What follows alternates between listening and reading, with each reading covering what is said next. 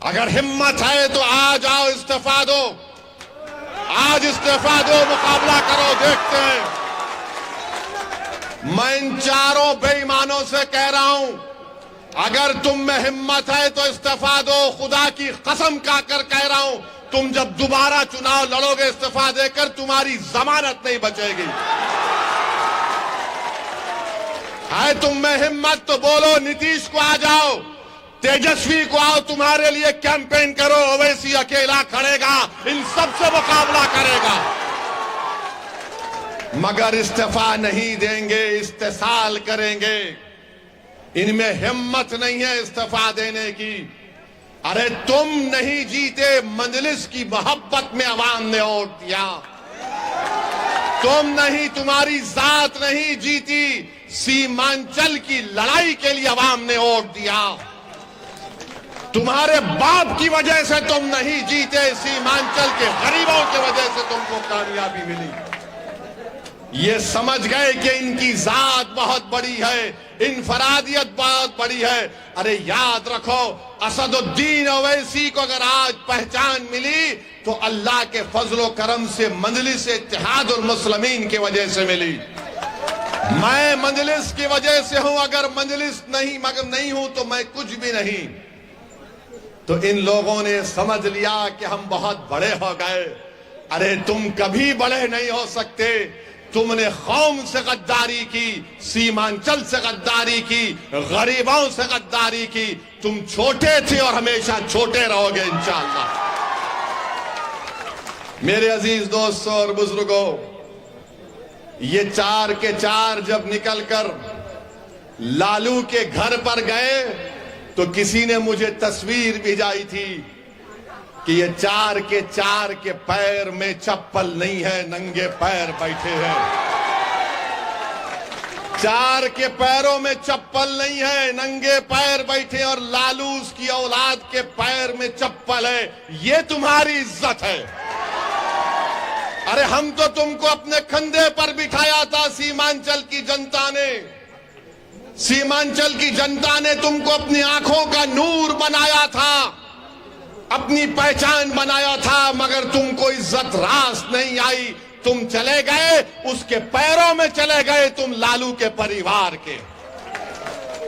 यहां पर महागठबंधन ने सीमांचल में जनसभा की तो इसी कोचा दामन के मौसूफ ने आखिरी सफ पे उनको बिठा दिए और फोटो डाल रहे कि मैं बैठा हूं। अरे बेशर्मो, कभी तो अपनी इज्जत का तो ख्याल कर लेते। तुमको अल्लाह इज्जत दे रहा था, तुमको इज्जत रास नहीं आई। मगर मेरे अजीज दोस्तों और बुजुर्गों, सीमांचल किसने कहना शुरू किया? क्या राजद ने कहा सीमांचल? क्या लालू ने कहा सीमांचल? क्या नीतीश ने कहा सीमांचल? क्या मोदी ने कहा सीमांचल? सीमांचल अगर किसी ने कहा तो मजलिस इत्तेहादुल मुस्लिमीन ने कहा। आज हम सीमांचल कह रहे हैं तो सबको मजबूरी की हालत में बोलना पड़ रहा है, सीमांचल सीमांचल सीमांचल। मैं आपसे वादा पहले भी किया था और आज भी कर रहा हूं, अगर सारी दुनिया मेरी खिलाफ हो जाए तब भी अकेला असदुद्दीन ओवैसी खड़े होकर सीमांचल की लड़ाई लड़ेगा। मैं दुनिया के खिलाफ जाने को तैयार हूं। और जो लोग धोखा दिए सीमांचल की आवाम को, सुन लो, अल्लाह सुब्हाना व तआला तुमको जलील और रुस्वा करेगा। अरे 2025 आएगा, तुम मुंह नहीं खोल सकते तुम्हारे सियासी आकाओं के सामने। तुम आंख में आंख नहीं मिला सकते तेजस्वी यादव से, और नीतीश को तो तुम देख ही नहीं सकते। आज बताइए इनकी क्या अहमियत है। ये मीर जाफर और मीर सादिक की तारीख को इन्होंने दोहराया। जिसने टीपू सुल्तान को, सिराजुद्दौला को धोखा दिया, ये इन्हीं लोगों के जानशीन है। मैं इनको मुबारकबाद देता हूं कि तुमने मीर जाफर और मीर सादिक की उस गद्दारी को तुमने जनता के सामने याद दिला दिया। अब जनता जान चुकी है, अवाम जान चुकी है ऐवान असेंबली में अगर कोई लड़ता है सीमांचल के लिए तो ये लोग मंत्री बनकर बैठ गए, अपनी गर्दन मोटी कर लिए, अपनी गर्दन को मोटी कर लिए, और मगर सीमांचल के बारे में बात नहीं कर सकते। अगर कोई जुल्म के खिलाफ आवाज उठाता है बिहार की विधानसभा में तो उसका नाम अख्तरुल ईमान है। अख्तरुल ईमान अकेला है, मगर मुझे यकीन है कि कोचा दामन में एक ही शेर काफी है इन गीदड़ों के लिए। अख्तरुल ईमान लड़ता है ऐवान में, अकेला है। 5-5, 6-6 मिनट की तकरीर अख्तरुल ईमान की उठाकर देख लो आप। अख्तरुल ईमान सच्चाई को बयान कर रहा है, हुकूमत से लड़ रहा है, सवालात पूछ रहा है कि उर्दू टीचर का क्या हुआ जब वो मासूम 8 साल के बच्चे को सीवान में पकड़कर जेल में डाल दिया गया, उसके गले में रस्सी थी। उस बच्चे का नाम रिजवान, 8 साल का बच्चा। ये जितने बिहार के विधानसभा में मुसलमान एमएलए जीत कर गए, क्या रिजवान तुम्हारा बेटा नहीं था इसलिए तुमने आवाज नहीं उठाई? 8 साल का रिजवान गले में रस्सी डालकर 1 हफ्ता वो अपनी मां से दूर रहा। उसकी मां पुकार पुकार कर कह रही है कि मेरा बच्चा बच्चा है। वो 16-17 साल का नहीं है। मगर बिहार में क्या बीजेपी की सरकार थी या गठबंधन की सरकार थी जो गूंगी बनकर बैठी हुई थी?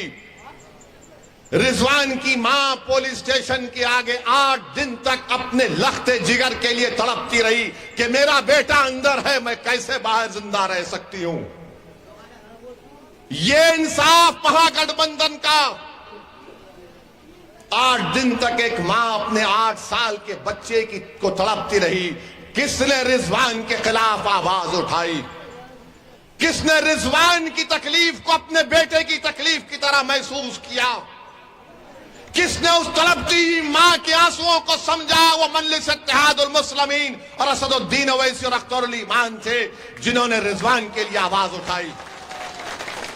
ये महागठबंधन के लोग क्यों नहीं बोले रिजवान के बारे में? अरे तुम बोलो ना, रिजवान के बारे में तुमने क्यों नहीं बोला? बोलो, इल्जाम लगाने वाले हम पर, रिजवान पर नहीं बोले। वैशाली में गुलनार नाम की एक बच्ची, वैशाली में गुलनाज एक बच्ची का नाम था, उसको जला दिया गया। क्या गुलनाज के खिलाफ महागठबंधन का कौन सा मंत्री बोला? ये कोचा दामन का बेईमान जो भागकर तेजस्वी के पैरों में पड़ा हुआ है, क्या गुलनाज पर बोल नहीं सकते थे? नहीं बोलेंगे। अख्तरुल ईमान वैशाली को गए, गुलनाज के बारे में बोला, ये कुछ नहीं बोल सके। फिर मॉब लिंचिंग हुई गाया में, छपरा में, समस्तीपुर में, ये नहीं बोल सकते। मॉब लिंचिंग हुई मुसलमानों की, ये नहीं बोल सकते। किसके खिलाफ बोल सकते हैं ये तमाम बेईमान लोग? मालूम आपको किसके खिलाफ इनकी जबान चलती है? गुलनाज पर नहीं बोलेंगे, रिजवान पर नहीं बोलेंगे, बेगूसराय समस्तीपुर के मॉब लिंचिंग पर नहीं बोलेंगे। किसके खिलाफ बोलेंगे? ओवैसी के खिलाफ बोलेंगे। ये बी टीम है, वो फुला टीम है, ये उससे मिला हुआ है। अरे बेईमानो, तुम बुज़दिल हो, तुम मौत से डरने वाले हो, मैं मौत को अपनाने वाला हूं। तुम मेरे खिलाफ बोल सकते, मगर तुम्हारी जबानें गूंगी क्यों पड़ गई? तुम रिजवान के बारे में नहीं बोले, गुलनाज के बारे में नहीं बोले, ये मॉब लिंचिंग के बारे में नहीं बोले।